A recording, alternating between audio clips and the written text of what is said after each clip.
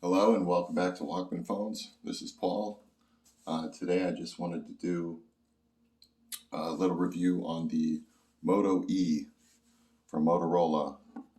This is their lowest end offering, but don't let that deceive you. For your $150 you are getting quite the nice little phone. They have it on sale now. They were having a sale for Halloween, knocking it down to $120. They might have bumped it back up, but even at $150, it's a really nice phone. It's running a Snapdragon 632, I want to say, with a 6.2-inch screen. They call it HD+. It's no LCD, TFT. You're not getting any OLED or anything like that, but it's full. I think the colors are nice on it. Maybe a little bit washed out, but honestly, you can't complain for the price here. I think Motorola has kind of cornered the market on making phones that are really nice bang for your buck. If I was hard pressed and you gave me this phone and said this was my main phone, I wouldn't have a problem with it, to be honest with you. The build quality is really nice. It's a very sturdy phone. It's plastic in the back, but it has a fingerprint reader that's built into the logo, or the logo is built into the fingerprint reader, I should say. I've always been a really big fan of those. It's very nice. It's not super fast, but accurate every time. Pretty much whatever angle you're going from will open up for you really quickly, or relatively quickly, I should say. You don't really notice too much. The phone stutters around a little bit, but really it's nothing that you can't handle. Obviously, being lower end, there's no 120 hertz. It's just a regular standard 60 hertz screen. You got the gestures. There is the Moto Actions, which is a nice suite of different. You see it's running Android 10. So you do have Android 10 on there. That's the chop. Gives you your camera. Turns on the flashlight, I should say, below the camera. The camera is pretty good. It's not too bad. I was playing with it a little bit yesterday. So here is what started my love affair with Motorola.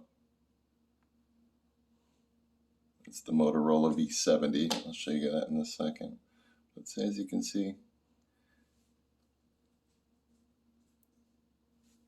let's see if we get the orientation correct here. There we go, all the way in the corner, little tiny button.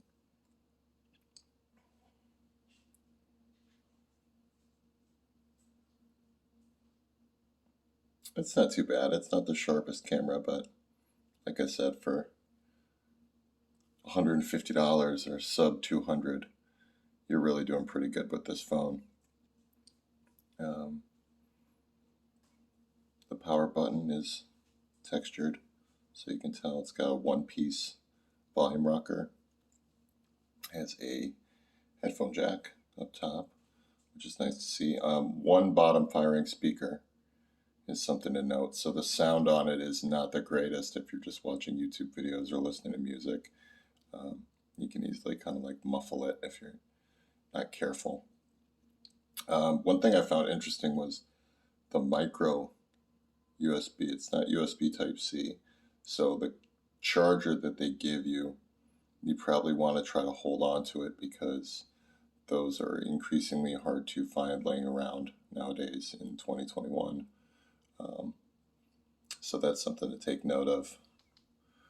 Phone calls were really nice on it. Typical Motorola radios. I've never had a problem with them ever. And continues on here. what I wanted to say was it looks like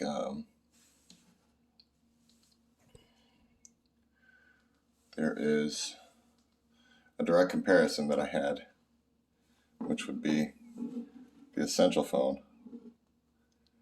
These two phones are very similar to me. Obviously, the Essential phone was released as the flagship of the Essential before they closed up shop. But they're just both really, really stock.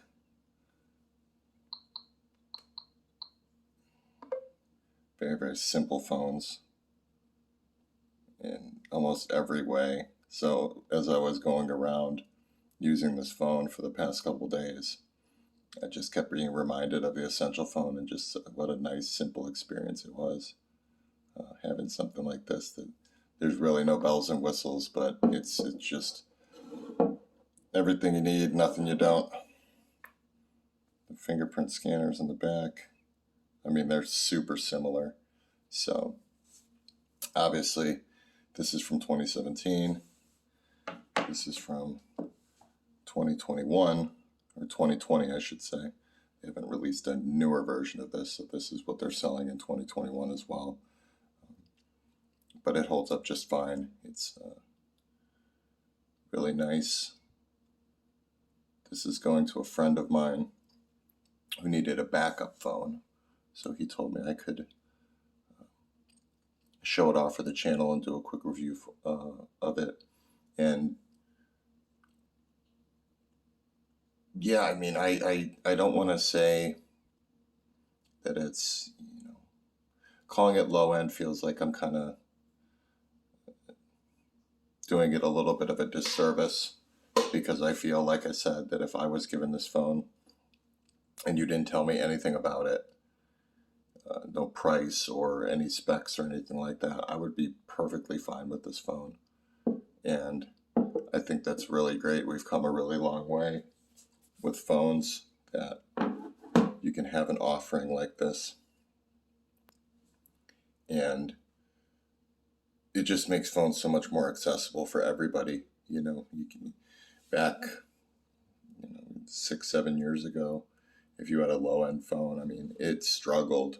It really struggled, and the camera was awful, and the chip would just lag crazy. You had to spend more money to get a phone that was functional. And I give Motorola a lot of credit, because even though they don't really sell much of their high-end stuff anymore, and the Samsungs and the Apples of the world have kind of taken that away from them, or they've given it up, depending on how you want to look at it. It's nice that they're still making themselves relevant by having the corner of this market taken care of. So I like this color too. This is called Midnight Blue. It gets a little fingerprinty, but it's nice. The durability is really nice on it. I have this bad habit now of dropping phones. So I dropped this phone as well, in keeping with tradition over the past couple of years. And happy to report everything's okay. There's no nicks or dents or cracks in the screen or anything like that, which is good, because it's going to my friend Adi, and hopefully he's not watching this. He doesn't know that I dropped it on him, but I think he'd be okay. I mean, he told me basically that he wanted the best bang for his buck with a phone like this, and I said, I don't think you can go wrong with this. I think this is going to be really great. The bezels aren't terrible on it. They're not great, but they're not terrible. You get a nice big screen. It's easy to hold and easy to maneuver. I really haven't had any problems with it. So yeah, that's basically the phone. There's not a whole lot to say about it. It's really just a meat and potatoes phone. There's no real big bells and whistles, as I said. The Moto Suite, they do a couple different things. You can go into it and pick up to silence, and the Moto actions. You get flashlight and 3-finger screenshot, flip for do not disturb, pick up to silence. So Motorola, they've kept things very, very stock for a long time. It's been a long time since they had something like Moto Blur sitting there mucking everything up. I actually liked Moto Blur, but that's, I miss the social media widgets and stuff like that. But it's been a long time, and they've had more success not doing that kind of software and just leaving it, about as stock as you can. The battery life on it is decent. I had no complaints. I barely had to reach for a charger over the past couple days. Really doesn't drain very fast on most things. I was watching a lot of videos and listening to music and, Reddit and Twitter, and it really, I didn't think about the battery much at all. It's an LTE phone, 4G. You're not getting 5G. But I even failed to mention that in the Velvet review that I did, because, to be honest, the 5G at this point still seems like it's much more of a buzzword that they're using to sell phones right now. And even if you're in a market that has it, like I'm in Chicago, there's 5G here, you don't notice any difference. You really don't. It's not like a big jump from like 3G to 4G. It was just like, wow, this is a nice jump. 4G to 5G is, the jury's still out. I don't think it's anything that you'll be missing out on, whether or not, you get a 4G phone or a 5G phone. I really don't think it's that big of a deal right now. So yeah, that's basically the phone. I would say 100%, I give it a go. If you need a little phone, backup phone or secondary phone, even if it's your main phone, I think you really do well with this. And yeah, Motorola did a good job here. So that's what I would say about that. And real quick, I wanted to show you guys, this is where my love affair with Motorola started with. This is the Motorola V70, which is one of the weirder phones. It came out about 20 years ago. This was their fashion phone, and it opened like, how cool is that?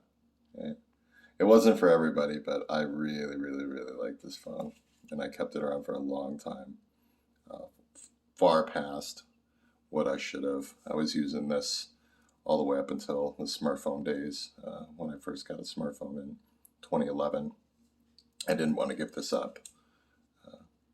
It doesn't turn on anymore, but it had a black and white screen, actually blue and white. And here would be your menu buttons, the back and going back and choosing the menu, going up and down. This would all glow blue. And you flip down here, you could scroll through things this way. Just a one button design on the side. And this was so cool. It's amazing that I didn't break this phone. I think I had one of them that I broke, and I got another one, and I didn't even break it. It's just the antenna broke off on it. So, and then the reception was still the same. So, it goes to show you Motorola's radios have always been top notch. But I just always adored the design of this, and it doesn't even have a camera.